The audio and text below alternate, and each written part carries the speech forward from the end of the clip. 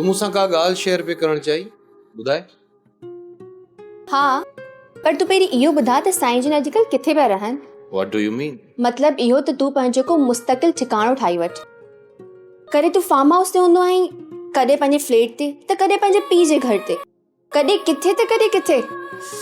तू या पंहिंजी खाना बदोशी वारी ज़िंदगी ख़त्म करे छॾ। मां जीअं बि आहियां ठीकु आहियां आयशा। मां पंहिंजी फैमिली जो गैर अहम फर्द आहियां। मां किथे बि रहां, किथे बि हुजां, उन मां को फ़र्क़ु नथो पए। तुंहिंजी इहे ई ॻाल्हियूं मूंखे बेचैन कंदियूं आहिनि। जेकॾहिं तुंहिंजो पीउ तोखे पुटु नथो सम्झे त खणी तूं ई पंहिंजे पीउ खे पीउ सम्झ।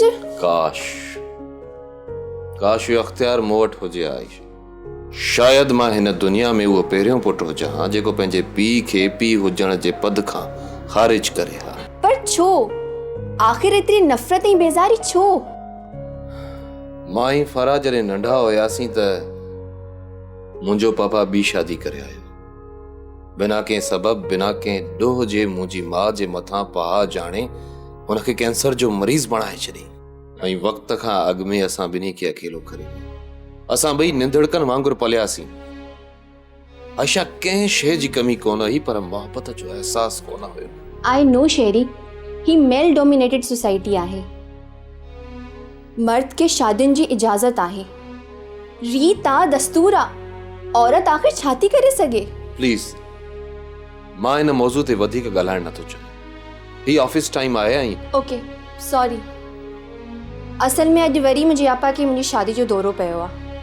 हाणे त मां बहाना करे करे थकिजी पई आहियां। छा चवांसि? जेकॾहिं तूं मुंहिंजे पॉइंट ऑफ व्यू खां इहा ॻाल्हि पुछे थी त मां वाज़े तौर ते ई इहो इनकार कयो हो शादी खां। तूं मूंखे ग़लति पियो सम्झी शेरी। मुमकिन आहे त मां ग़लति हुजां, पर हिकिड़ी ॻाल्हि ज़हन में रखिजे। मां पंहिंजे पीउ जी मिल्कियत ऐं बिज़नेस खां लातालुकी अख़्तियार करे छॾी आहे। बावजूद इन जे जो हर शइ मुंहिंजे नाले ते आहे, पर मां उहो ओन कोन कंदुसि। मां रज़ाकाना तौर ते पंहिंजो पाण खे आग करे छॾियो। Please stop it. तू जॾहिं सती ॻाल्हियूं कंदी त मूंखे ज़हर लॻंदो ई। मुंहिंजो मतिलबु इहो न आहे आयशा। मुंहिंजो मतिलबु आहे त मां को टाइकून न आहियां जंहिंसां तूं शादी करण जो सोची। मां त ख़ाली हथ आहियां। सब्सक्राइब कयो असांजो official YouTube channel Sindh TV HD drama ऐं वधीक अपडेट लाइ बेल आइकन खे क्लिक करियो।